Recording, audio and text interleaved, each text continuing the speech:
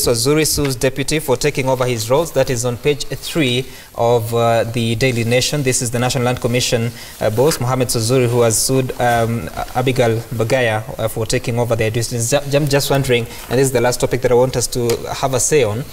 Swazuri had been ousted, or was facing a case in court which is still on about some compensation on SGR land that apparently belonged to the government.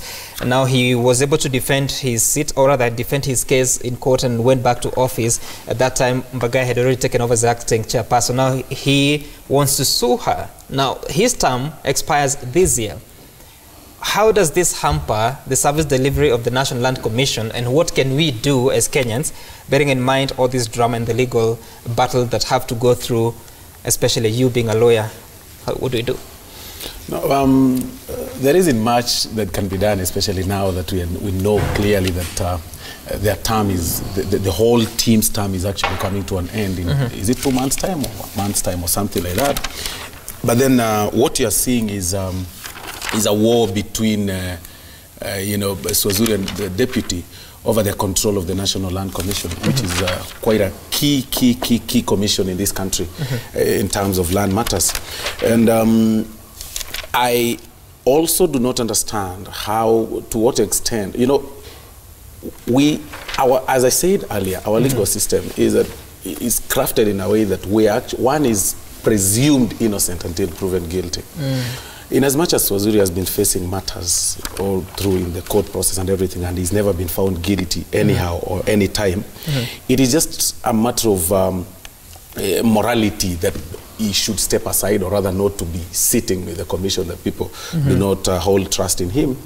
But then to the question on whether the deputy should take over now that the guy has been facing a matter in court, or rather is now out and shouldn't be coming back, is not a debate we should be having. I think the team that has been working cordially all through in the years should sit down, finish their term in peace. It's just 2 months. And then go home. I mean, so Anthony Oloch, how do we rid our institutions from this kind of drama? I think it's something that Parliament ought to step into and see if there are legislative gaps that you can be able to use to tidy these up. And I think there is a similar one that is brewing, and we've just been ignoring, about the IEBC. You remember the manner in which we recruited.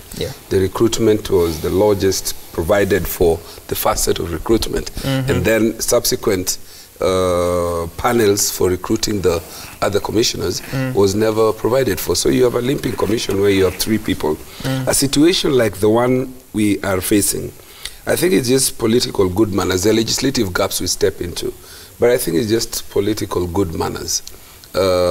Public confidence in an institution such as this demands that when you have faced so many legal and other integrity questions, as the chair has, it's just good that you step aside and you find a way of allowing the commission to go on until you finish your cases.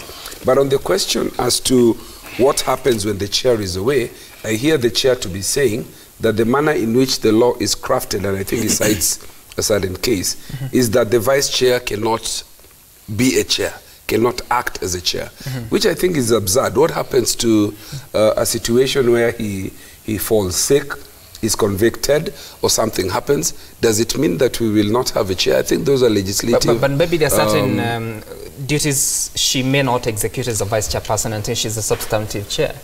I think that needs to be looked into, because how does a commission operate where a substantive chair ought to make certain decisions?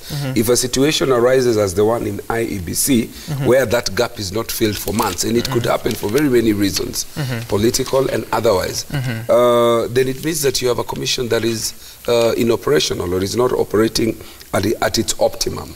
So I think myself that wherever it is somebody steps aside, or as a corruption cases, there should be a provision that the vice chair can occupy that office and all powers for a maximum period of. And you have that in respect of even the presidency. It says when the president is either infirm or something happens, the deputy can act for X number of months, then we go to an election. Let's have that transition for our commissions. The chairperson, the vice chairperson should be able to act for 90 days. Then either an election is called where internally the other commissioners say that we give you the power to do this, or we revert to Parliament and say, let us appoint a chairperson. All right, Isaac Mora, I want you to comment on some feedback that is coming here. I just want to look at some of them. Someone is saying that what Mora is saying is very true. They are after money, that is the lawyers. Then again, really? The president relies on 100% of being briefed. Unfortunately, those appointed are on a grabbing mission. Even the SGR, Ngamia 1, are just scandals. The president needs to have serious kitchen cabinet. I don't know what a kitchen cabinet is. Then I'm trying to look at Twitter. Someone says that changing the chief executive officer TSCC will not stop corruption in this country. Political goodwill will.